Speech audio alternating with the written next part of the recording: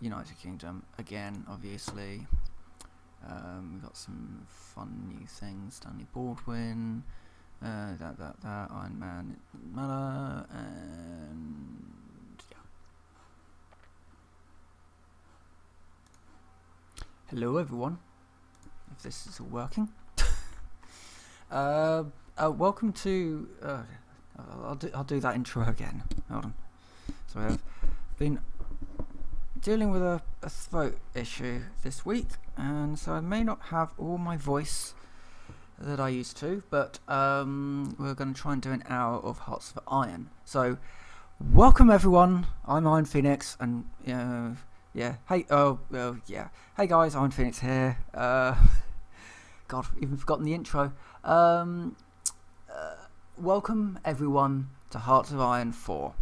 This is not modded at all. There are some fun mods that I would quite like to do at some point, but they do cause some fairly hefty frame rate drops, which is quite surprising considering it's this sort of game. That's really there's like a good one with like you start off with individual states and a sort of a battle royale. You sort of duke it out with the person next to you, and the countries grow as a result. It's quite good, but it does tax the system quite a lot until the countries get a reasonable size. But yeah, that was quite a fun little thing. But anyway, so yeah, just doing standards, playing as Britain, starting in 1936, starting a new Iron Man game because the old one, things were proceeding, but I forgot about an awful lot of things like the fact that Italy exists or the entirety of the continent of Africa. Yeah, probably not my finest of moments. I completely forgot about them until Italy had pretty much taken over the entirety of Africa. So we'll start over. In the last game, Italy did also take over France. But by that point, an awful lot of the game had kind of got locked into this this cycle of not really doing very much, because it was I was trying to take an area down in Africa, and they had so many forces being funneled into that it was just dull at that point. So let's restart. Sorry, just had the unfortunate thing of just checking the news on a day that I thought, yeah, let's do a stream that's not specifically 18 only. And then I checked the news and thought, yeah, I really want to talk about some of this, but I can't really. If you're interested, BBC News, London, some things have gone down. But anyway, bright side of things, gaming, being United Kingdom and doing things. Right, let's get some research on. Obviously, start off with getting our Vickers MG and Stokes Mortar. We're in 1936. Yes, very much in the sort of the theme of going into World War II, and it's just like, yeah, we've got rifles that are from World War One. Okay, things like the Boys anti-tank rifle. But yeah, so we're in 1936. So, okay, I should really be aware. Actually, some people may not have actually seen or watched or even played Hearts of Iron before, and I should really just give an overview of not only what you're seeing here, but also the sorts of things that I tend to talk about in these streams. So the Hearts of Iron stream will usually go on for an hour a day. So any time I stream Hearts of Iron, I will do an hour session.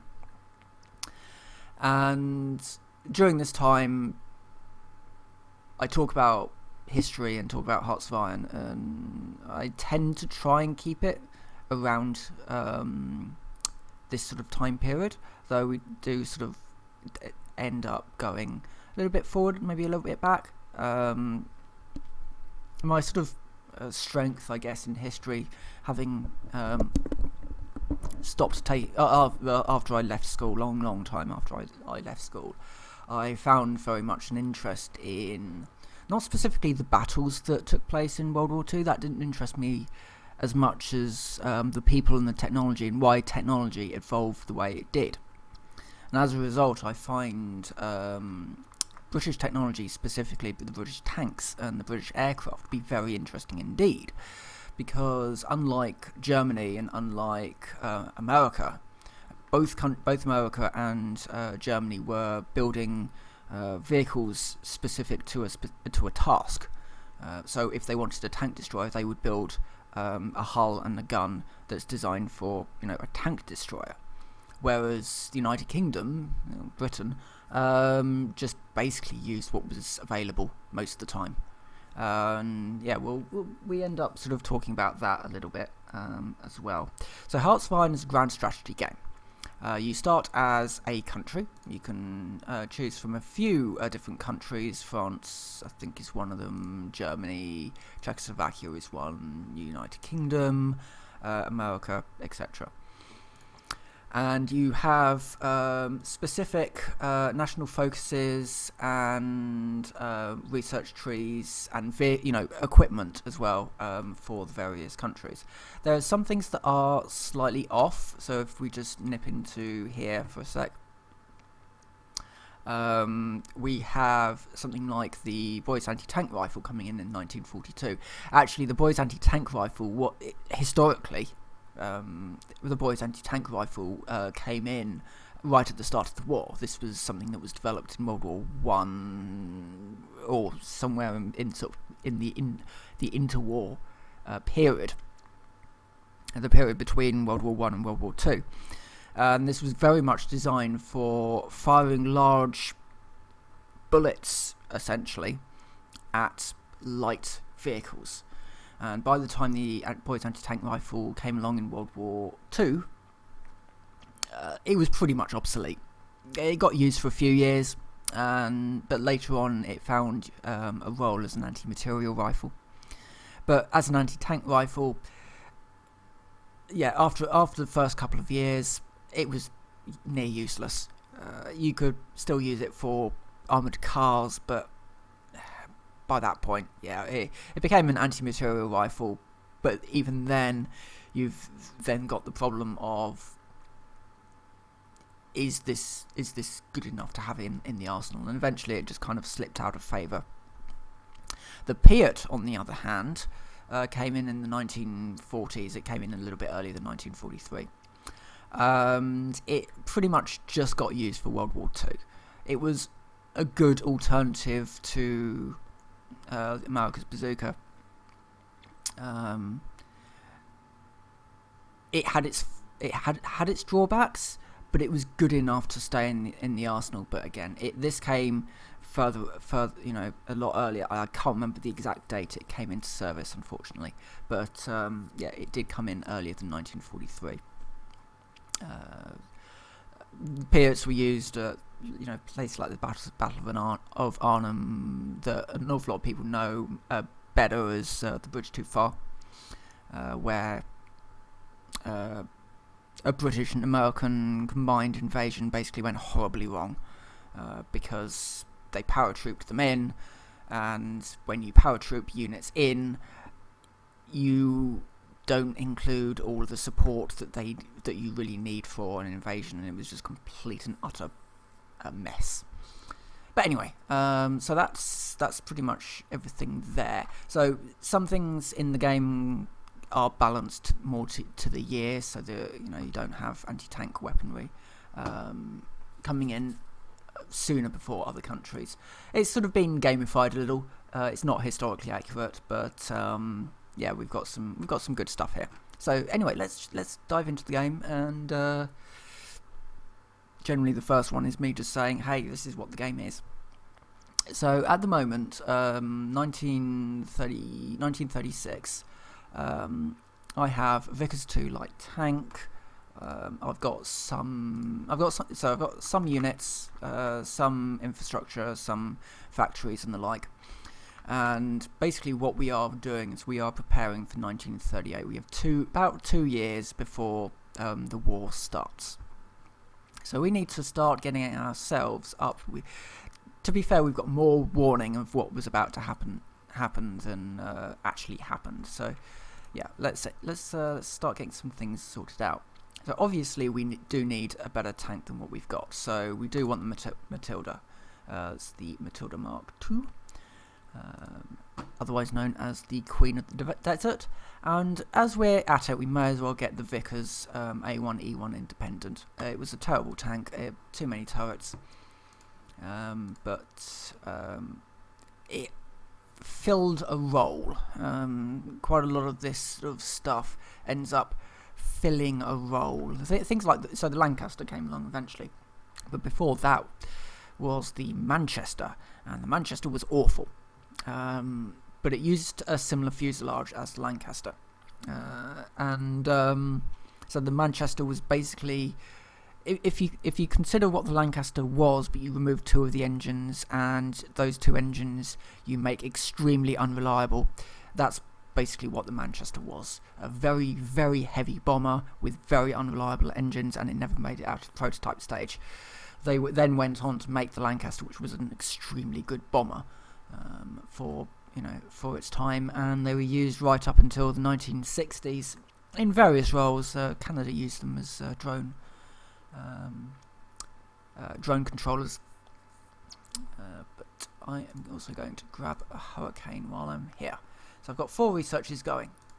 Next up, I need to start doing factories. No, I should probably do my national focus next. So let's do limited let's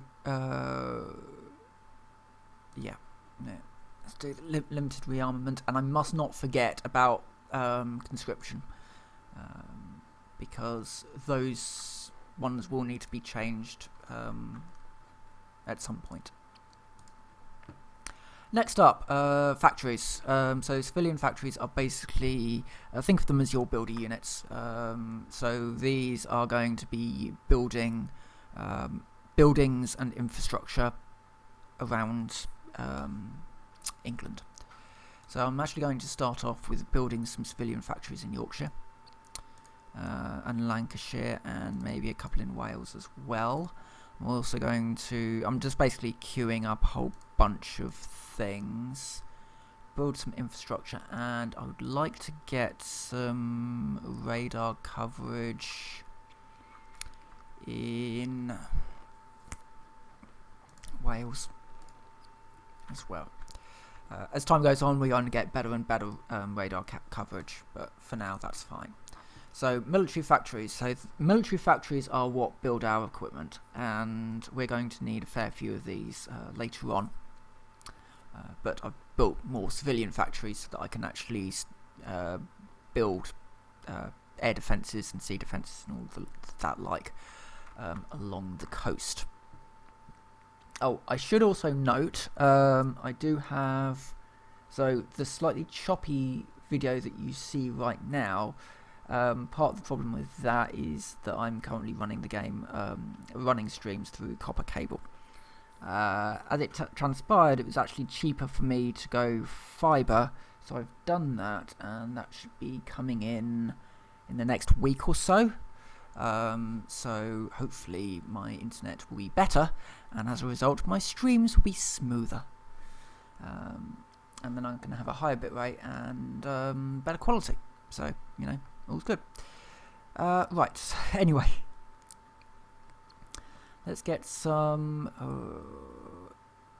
well, let's put some more into getting our destroyers done, because sea is going to be rather important.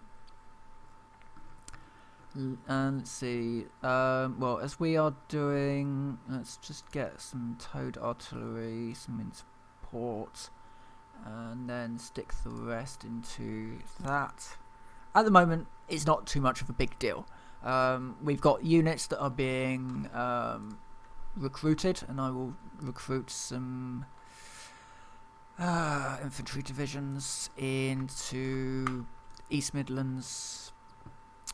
I'm going to add 3 units to that. Yeah, that'll do for now. I might add cavalry. I might add some tank divisions coming out. but at the moment it's not a huge deal, but I can start using some of my manpower, which is used for units, basically. So yeah, we'll do that. And then, don't do any decisions. I can't do any decisions anyway. Unassigned divisions, that's fine. Decisions available, that's fine. Actually, did you just say I had some decisions that I could make? Oh, here we go.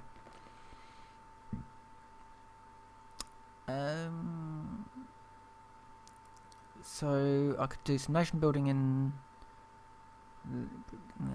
or in Malaya, British Malaya, which became Malaysia.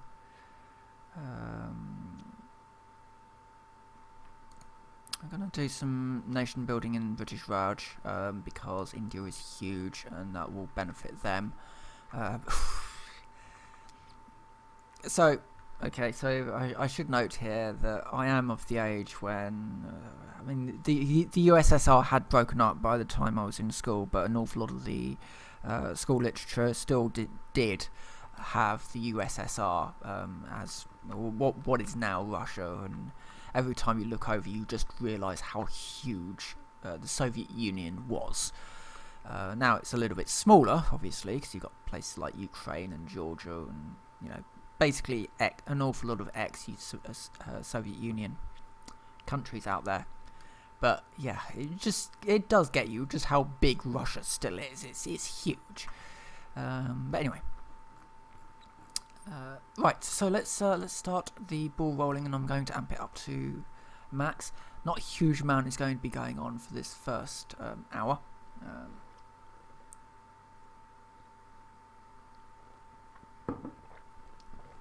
The war hasn't started yet. Germany, well, in 1936, Germany is still in its sort of rebuilding phase. So an awful lot of the propaganda machine it hasn't really started yet. It's beginning. Certainly, there's an awful lot of help your country rebuild by saving up money to buy yourself a VW Beetle. And they'd have little cards, and the entire family could save, and they would pay it off, and they'd get a stamp in their book. And then the idea being, when the book was full, you would be the proud owner of the VW Beetle, which was the people's car of Germany. Never really happened. All the factories that were built to make the VW Beetle and all the money basically got put into Hitler's war effort. But it was a very good way of getting a populace on board with what was going on, without telling them what was going on. But it's a version basically. Trying to instill a certain work ethic into a populace, getting them to support the government in a way that they think is going to benefit the country, because they've just come out of a very, very serious depression, and in general, things could have turned out an awful lot differently had Hitler just continued on with rebuilding his country without, the war and the, all of that sort of thing.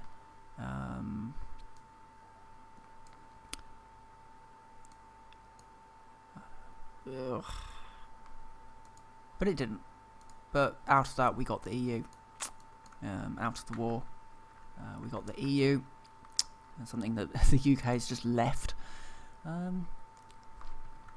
For reasons that I'm not really completely certain about still. There's all these sort of parades. Friday. The Brexiteers celebrating that we have now sort of left the EU. But yeah, one of the things was this poster of, from a group of Brexiteers who wanted, to bring back, Christian values into schools, and restore the right to bear arms, something that Britain never really had. Not in the same way that America has. It just wasn't a thing. There was, you could buy more weapons back then than you could now, but an awful lot of that was just restricted after Dunblane.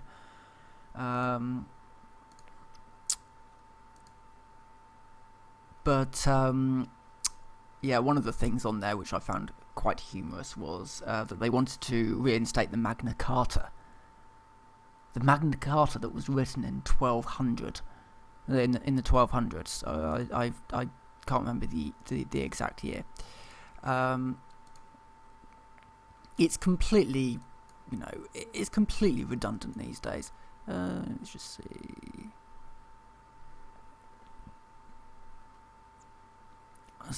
If decolonisation has not been, but we're not communist. I'm going to reinforce the empire. We're going to need the empire. We're going to need the empire to win this thing, and then after World War II, we're going to scrap the empire, which was, just going back to the EU. I watched a very interesting thing about Winston Churchill, and the fact that he was ultimately an imperialist. He was very much in favour of keeping the empire together, and that's why he suggested this what he called the United States of Europe, a single trading bloc, or with political elements that they could work together and build something better. Because ultimately they didn't want another war. War tends not actually, in the long term, doesn't tend to be very good for business. It's better to sort of compete with one another on a trading level, and the various countries can specialise in one specific aspect, and then benefit everyone else by sharing their expertise all over the continent easily, without running into trade barriers or visas or whatever. So, for example, France. If you want to build a nuclear reactor or nuclear reprocessing facility or anything to do with nuclear energy, you go to France.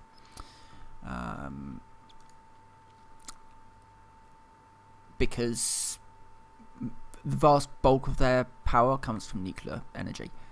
They also have the world's largest fusion reactor that's currently being built in France, because ultimately, if you want anybody to deal with that sort of thing, well, you go to France. And I can't remember which way round it was, but when dealing with the Chernobyl. Oh, we got loads of research. Yeah, I'll just finish this thought up very quickly before I forget. When dealing with the Chernobyl situation in Ukraine, by putting the big arch over the top, it was designed by the Brits, because ultimately the Brits are going to over-engineer everything. They're going to think of everything and over-engineer it. So, yeah, give that to the Brits. And then I think France built the thing, and then the Germans are going to run it. I think it's that way round that they're going to do, going to sort out the reactor, which it's a very interesting aspect of cooperation. Right, so let's quickly. Okay, These some things I now need to explain at this point. So I do need to get a bomber to replace the Whitley, because it's the Whitley. So I'm going to go up to the Wellington, which is a nice bomber. If you've ever played War Thunder, the Wellington is a fantastic aircraft. It just gets torn to shreds, and yet it's still flying. It's quite a fun aircraft. I am also going to do mechanical computing. That will give me a research boost, and I'm I'm going to go over to industry and do construction because that will boost my construction speeds. Now, outdated equipment in production. This basically means that outdated equipment is in production and you really should change it. So we're going to be bumping up to the light tank up to the Matilda, and the interwar fighter is going to be bumped from the Gladiator to the Hurricane. And then this little symbol here basically says this is needed for upgrades. And at this point we do a little bit of a tweak to drop down these, because these two things are just basically being stockpiled, but we need these things for upgrades. So let's just stick a little bit of that into there. Okay. We've also got some free dockyards. We're going to constantly just get some free dockyards as more and more stuff just kind of gets finished. They're almost done. They'll be done both in 15th of June, so 5 days, and those two destroyers will be ready to go. While I'm here, though, what I might do is just say I want you two to continue. I don't want you two to stop, because I'm going to need ships to patrol these areas, because ultimately we do need to continue to have control over the areas around the United Kingdom to stop invasions. That said, I probably should just... The Channel Force, I want you to go out there, and I want you to patrol. That's all I need to do. Just patrol the channel. And then we go forwards once more. No, that's not what I wanted. Oh, because I'm in the wrong map. There's 3 different maps. There's the ground map, the default map mode. There's the naval one and the air one. The air one shows air superiority. The naval one shows naval superiority, and the ground one is just a general view that you generally use for everything else. Right, there is one that I usually like to get as early as possible. Basically gives me another slot. Research. Is that one? God, I thought it was over here. It's not home defense. There is that one the encourage. Those two that need to be done. I can't do that one yet because we're not really at war yet, and those are just no. So yeah, let's go and do service overseas, and then follow into encourage colonial elite. That would give me another research bonus. Also, I can start adding, chief of army and all that sort of thing. But can I get anyone that does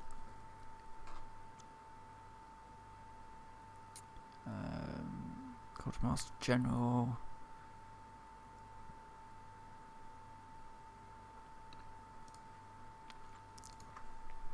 Yeah, those are just the designers. Industrial concern wouldn't actually be too bad of a thing, because it would boost my research speed in industrial research. I'm going to do that actually. So my research will then be boosted in any sort of industrial one. So that one's going to get a little bit of a boost to research. All in all, at this point, it's a fairly simplistic game. All we're doing is we're building up our research, we're building up our armies, and we're building up our just generally we're building up our country, so that in the future, when everything goes horribly wrong, we won't be as hamstrung as what actually happened to Britain going into World War II. We were just not prepared, to the point where Stanley Baldwin was heavily criticised for his actions, that he was doing an awful lot of appeasement. He sort of believed that appeasement could prevent war, rather than war, basically. But he believed in it so strongly that he didn't even bother preparing for war. And as a result, when Britain went into the war, they were basically using some fairly simplistic equipment, all in all. You can look at things like the Matilda I, which looks very dated. Even by World War II standards, it looked old. The Matilda II looked more like what you would expect a tank from World War II to look like. But no, the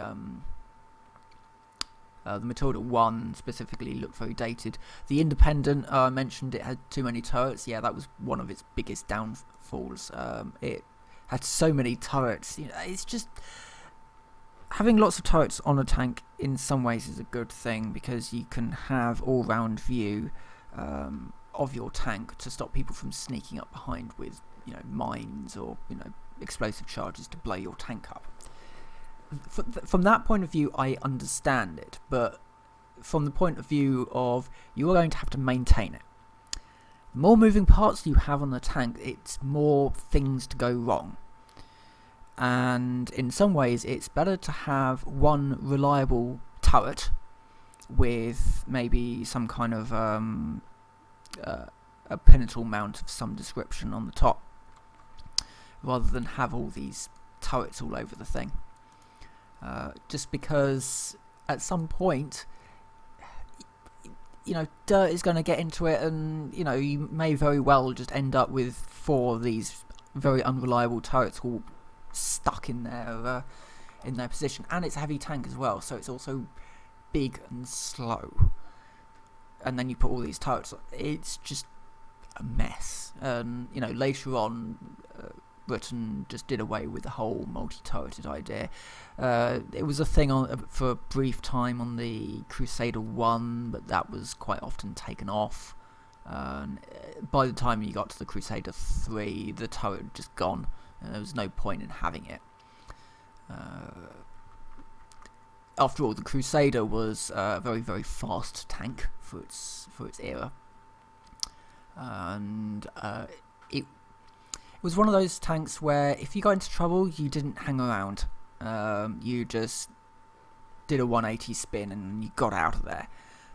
The armour was thin, and the gun...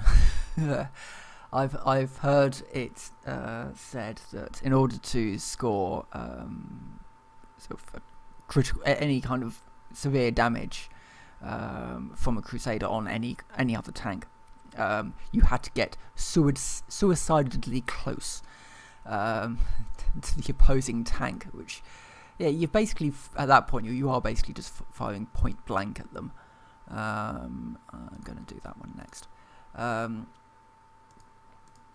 You are basically just sort of going as close to the tank as the opposing tank as you possibly can get. And at that point, there's just one shot is going to just take out the Crusader. It's a light tank, built very much to the principle of it doesn't need a big gun or thick armour, because it's not going to be getting into that sort of trouble.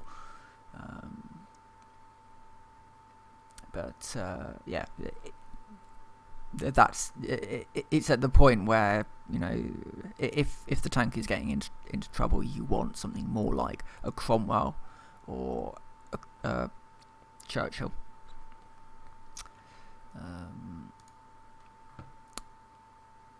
Let's see what we can do. Those two are completely useless at this point. I think what I'm going to do is I'm going to do limited conscription, because I can... Oh. What? Oh no, world detention, but there's war support. Yeah, I'm going to start doing limited conscription now. This will bump up my recruitable population.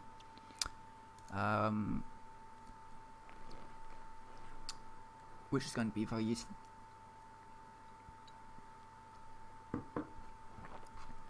That way it's done, basically. So I'm going to need to bump it up at some point anyway. So I'll do it now, and then that will bump it up. which means that I can also... I'm going to add another tank unit, I think. It's a little early too, but I'm going to need... When war breaks out between Germany and France, having units, even the units that I have now, which not, they're not as technologically advanced as the German army in any way, shape or form. At this point, Germany has a lot better equipment, but I could do them a little bit of damage. And a large enough army might be able to hold it. I don't know. I've never actually necessarily tried to hold this. But of course it will be pretty much this entire line. Netherlands and Belgium will be the last to fall. Generally, the AI will play historically. So they will sweep into France and they'll basically say, "Oh no, we're not planning on doing anything," and then they'll just sweep up and take these two. And meanwhile, there's a civil war going on here. We don't really need to worry about it too much, and we've now got a whole bunch of stuff. So, national focus. Where do we go now? I don't know, honestly. Commonwealth ties would be useful. Get a little bit of research. Then we can probably move down to doing some development of South Africa. Alternatively, we can take home defence, and that will give us some coastal forts, so let's do that. Right, outdated equipment is in production. That's that one, so let's just switch them over. And chop that one down, and then just give them that a little bit more. So we're producing one bomber a month. That's fine. Meanwhile, it's 1936. We don't have a decent heavy fighter or strategic bomber yet. See what else we've got that we could do. We could get some special forces in. Got all the tanks. Well, we don't have all the tanks. We can do like these variants as well. I'm not going to do that yet.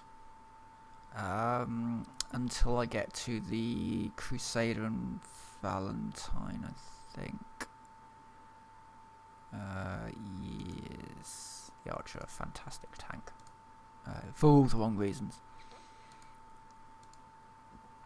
Oh, yeah, I should probably do ships, actually. Let's get a King George class battleship set up. And move on ahead. Oh. And I've got decisions that I can make as well. Do I want to grow some rubber plantations for 180 days? But that would give me additional rubber, which might be useful. What else do we have? Nation building. I'm going to hold off for the moment, because I think that uses some of our factories, which I don't quite want to do yet. However, coming up to, what would that be? That would be, what, 6 factories? To give us a nice even number.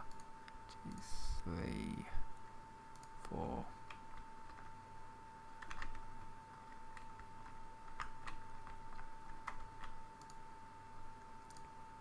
6, 7.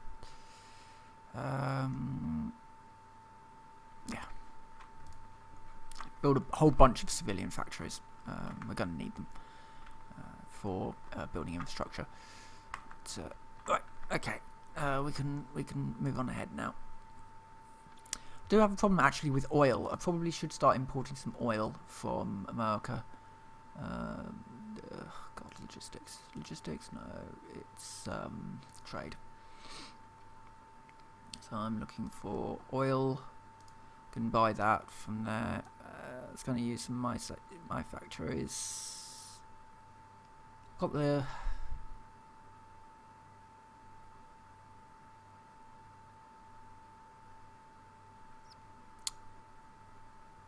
Going to use 2 factories.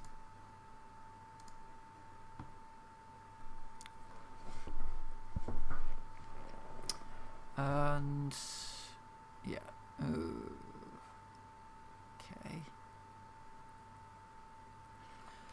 Also going to need some of that. Okay, let me sort that out. If I go into construction,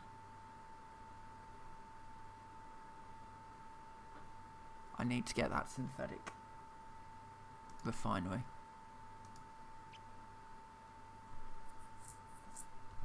But we've got more oil coming in now, so it's okay. But next research cycle, I do need to get that synthetic oil refinery researched. Not that we really need it. Nottingham, surprisingly, was a very good source of oil. But getting it out of the ground was a bit of a problem, so what they needed to do was import oil workers in from America. Because British oil workers were not as good, so they imported a load of Texan oil workers into Nottingham.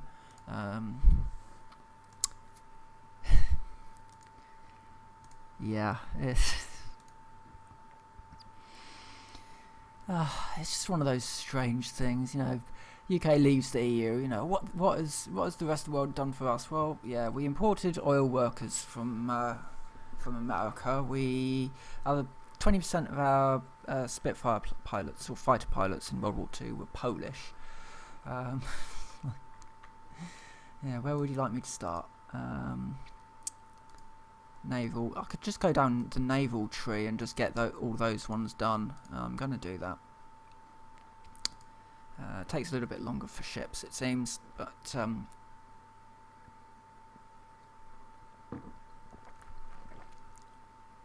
again, it's going to be one of those cases of we're going to need ships to defend our borders, basically.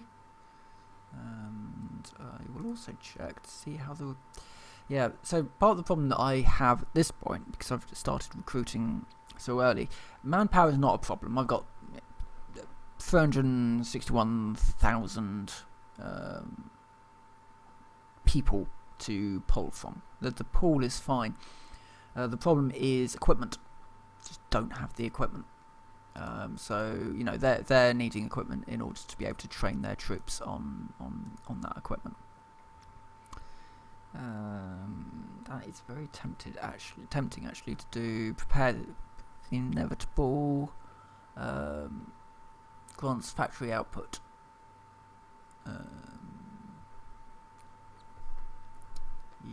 Yes. Or, well, no, actually, no. What I want to do is I want to go down Commonwealth ties. So it seems like a bit of an odd thing. Basically, I need factories because I need to produce things. The best way to get the factories is, although the United Kingdom is a small country, at this point it has an empire. And I can build across much of that empire. Stuff, all kinds of stuff that I can then... I can't build units in other countries, annoyingly, but I can send them down there. But yeah, I've got loads of land. Because back then, yeah, people did have vast swathes of land that did actually belong to them. I mean, these days now, obviously, Nigeria is now owned by the Nigerians. The United Kingdom doesn't really do very much in that sense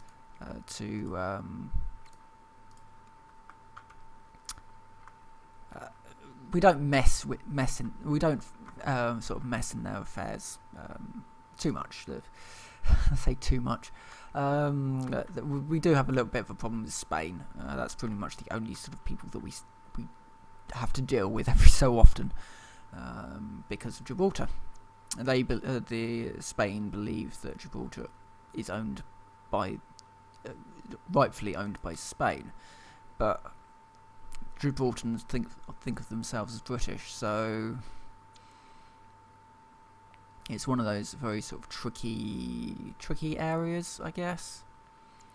Let's get basic machine tools up. All in all, I'm all in favour of the Gibraltarians being Gibraltar if that's what they want to do. If they want to be under Spain, then let them. But it's a similar situation with the Falklands. Argentina believe that the Falkland Islands are theirs, but the people in the Falklands don't want to join Argentina because why would they? Argentina have been nothing but hostile towards them, going from blockading ports, setting up trade deals that prevent anybody else in the area from trading with the Falklands, and even going so far as trying to invade them. Why on earth would they want to be Argentinian after the way that they've been treated? And they did a referendum, but 95% of people voted, and they wanted to remain in under the United Kingdom's umbrella. Because again, why wouldn't they? United Kingdom's been a lot better with them in that essentially we kind of leave them alone. We leave them to do their own thing. So right the way down there somewhere, I can't remember where they are. Down here. No, that's St. St. Helena. Is that one? Ascension. Yeah, we've got two sort of islands down here. We've got one down here as well, in South Georgia. God, we've got one down there as well. Which one's that one? Oh, sorry, that one's the Falkland Islands. Yes, we've got a few little chains. Ascension Island and then the Falklands are right the way down here. So yeah. Right. Anyway, moving on. Theorist. I'm tempted to get a theorist, or hold on, what else have we got? Export focus. I want to leave that one as is for the moment. Early mobilisation. Hold on. That is quite tempting as well. That will reduce our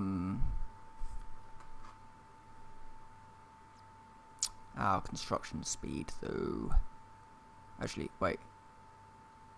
Increases.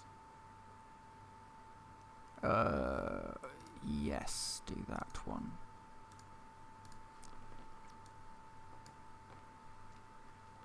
Now I'm going to develop the Raj because India. So yeah, we're starting to just develop places that will get us more construction.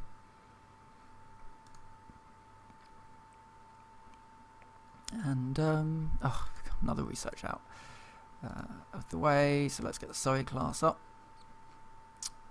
I know next to nothing about the ships of World War II. They're ships. Certainly the era of the battleship has gone.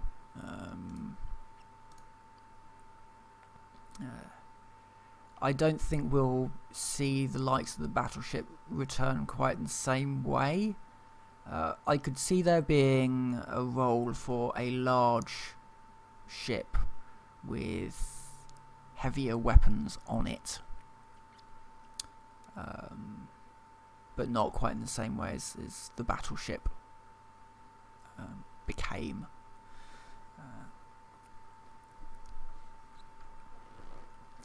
Things have moved on ultimately. Hindenburg, yeah. Shortly before the Hindenburg disaster, That was the Hindenburg incident.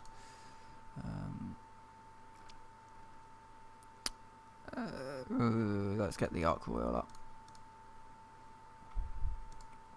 I believe the Ark Royal was the...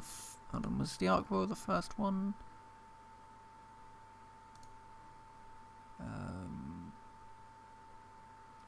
Yes, I think the Ark Royal was the first vessel to be built. To be built as an aircraft carrier rather than a conversion.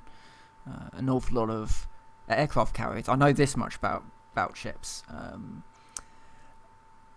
awful lot of the carriers were for World War II were converted from merchant vessels or from existing or antiquated warships, and generally they were done by just placing a flat structure over the top of the existing structure, and they did their job, but they weren't exactly the same things we saw being developed later on. I want to get my national focus sorted out first. Oh god, too much. National focus first, because I think we should do.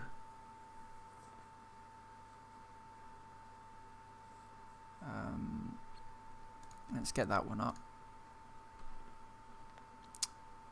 Next up, outdated equipment is in production. Which ones? Oh, that light cruiser. So let's get some Southampton cruisers up and running. I can't modify my government yet. I need one more point to do the good stuff. And I'm going to start doing my dispersed industry.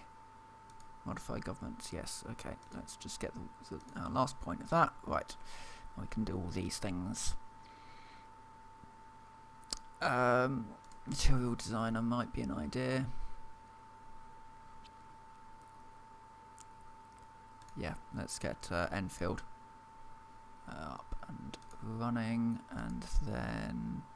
not that I've actually got anything in that going yet, but... oh, right, so... Chamberlain has now... yeah, Stanley Baldwin has retired. Neville Chamberlain has come in. Yeah, it's Chamberlain. It was Chamberlain, not Stanley Baldwin. It was Chamberlain who did the appeasement of Hitler by basically giving him an awful lot of land. Basically giving Hitler anything that he asked for, in the attempt that they wouldn't go to war, and they just went to war anyway, with all this new land that they had. And so Chamberlain just didn't prepare for war, and it was seen after the fact as essentially a criminal act that Neville Chamberlain had did no preparation at all. Right, we're in 1937 now, so I can actually get the next construction speed up. And while that's doing that, yeah.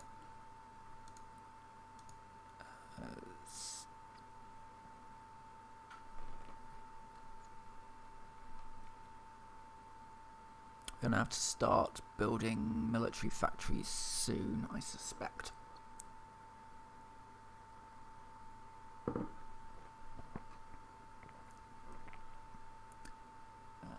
my time check, yeah. About 10 minutes left.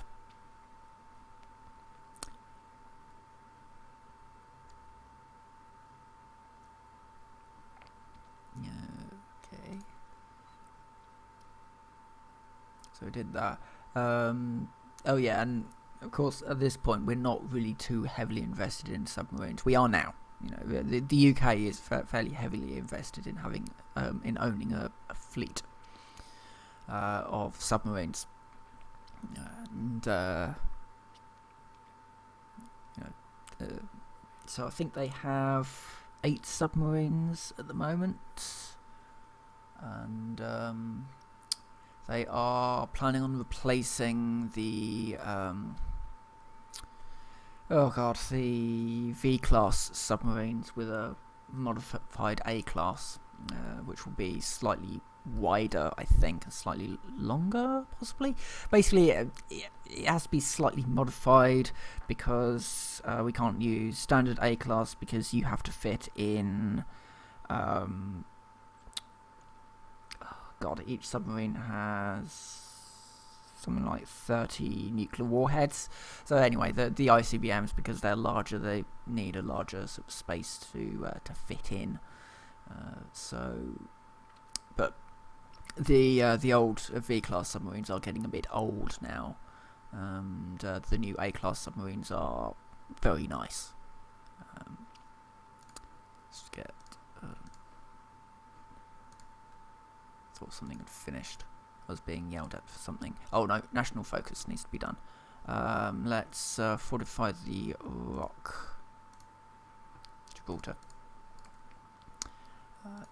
So the A-class submarines are very different to... Well, I say very different. They're still, submarine standard sort of protocol surrounding submarines these days are that you have torpedoes and then you have some kind of a cruise missile launcher, and that's what the A-class does. They're not nuclear armed, they're just nuclear powered, and they've been designed so that they can stay operational for 25 years without refueling. Rather interesting things about them.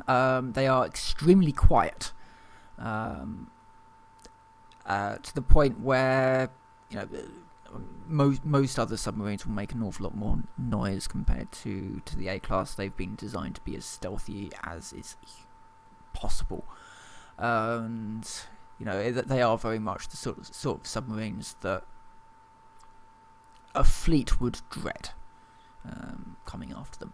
But rather more interestingly, most submarines, they will use a hot bunking system, so your bunkers is not your own. You just share it with the person who is on a different shift to you. With the new A-class submarines, every sailor has their own bunk, which I think is actually quite important for them to have their own space. I'm not going to do any more ships. Oh, I could do the Centurion class. What was the Centurion class? Oh, yeah. This is the hypothetical one. None of these, I don't think, were well, no, they wouldn't have been built. They were hypothetical. However, I do wonder how they would compare to Bismarck. 18-inch guns, and the looks like 3 batteries of 18-inch guns, as well as smaller battery of guns up top. Yeah, interesting. I guess. I don't know. I'm not hugely up to date with ships. I played some World of Warships, but yeah, that entire series of games is very microtransaction heavy. But it was interesting to see some of the designs of ships that they came up with the sort of the large turrets on each side, and as they were sort of desperately trying to evolve the ship in the same way that they evolved the tank. I'm doing an awful lot of industry-based stuff at the moment because I need fuel and I need constructions, and I'm missing... Oh, I can modify my government even more, yay! Just get rid of the lot. No, yeah, get Vickers Armstrong up as... I might go a bit later today. Usually I would do an hour, but I haven't streamed for a little while, and I enjoy Hearts of Iron, and I enjoy talking about history, because I find it very interesting what happened, essentially. Protecting sewers might be a good one. Malta. God, where's Malta? Oh, down there. Yeah, let's do Malta. For the future, Malta is actually quite a good spot. Where are we? Map. Malta is that one? No, Sardinia.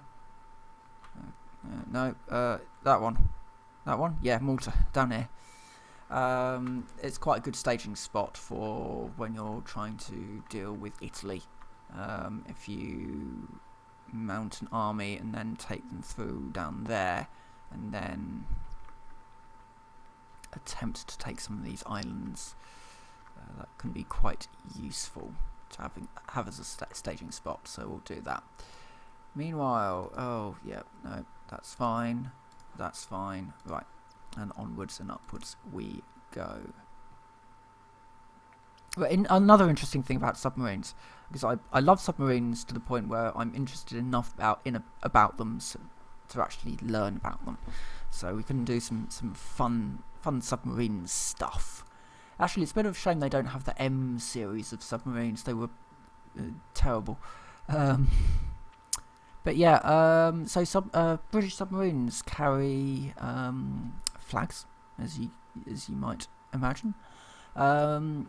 They carry pirate flags because back in the, I don't know, ages ago, some admiral basically compared them to being little better than pirates, and as a result, navy humour and military humour just means that now every submarine has their skull and crossbones pirate flag, and they have sort of embroidered on the flags sort of any awards that they've won, any kills they've made. And obviously that's not really such a big thing these days. An awful lot of submarines these days will go throughout their entire lifetime without ever sinking another submarine or another ship, because we've been in such a long period of peace, comparatively speaking, in sort of the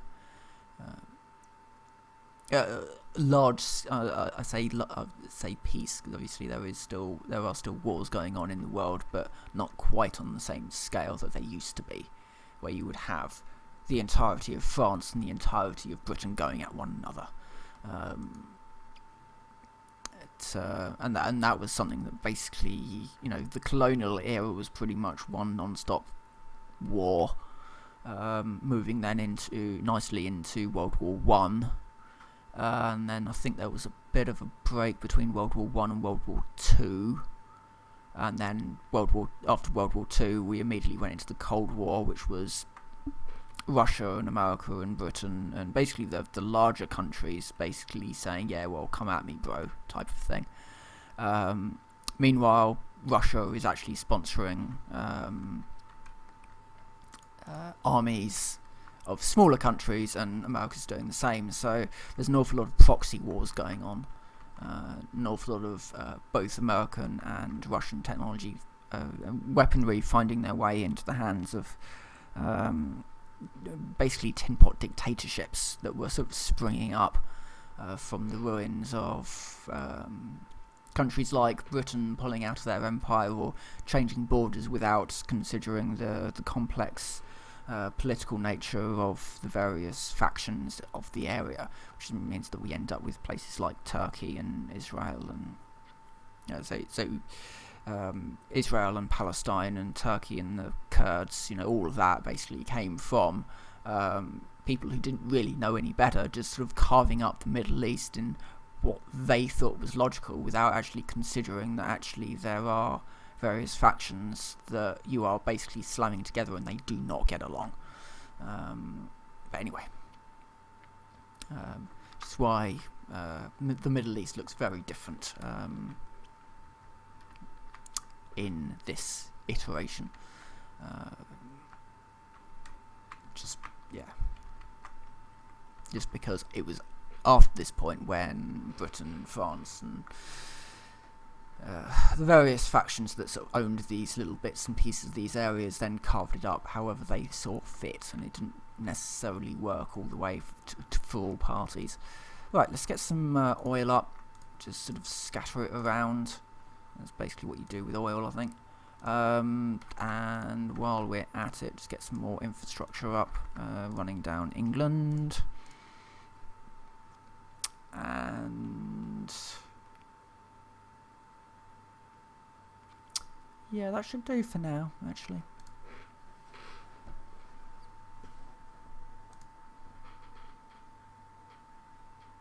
And I will check my research, and I'll check my... Yeah, okay. What I'm going to do now, because my back is hurting from leaning down to the microphone, I am going to accelerate time until there's an autosave. I think there's an autosave every day, actually, but I think it comes up with a thing to say, hey, we're autosaving. I'll get to the end of the month, basically. There we go. There's our autosave. So, what I'm going to do now is I'm going to stop the video, because, yeah, bits of me are hurting and I need to get up out of the chair. But, yeah, so next week, probably, possibly tomorrow, we'll see.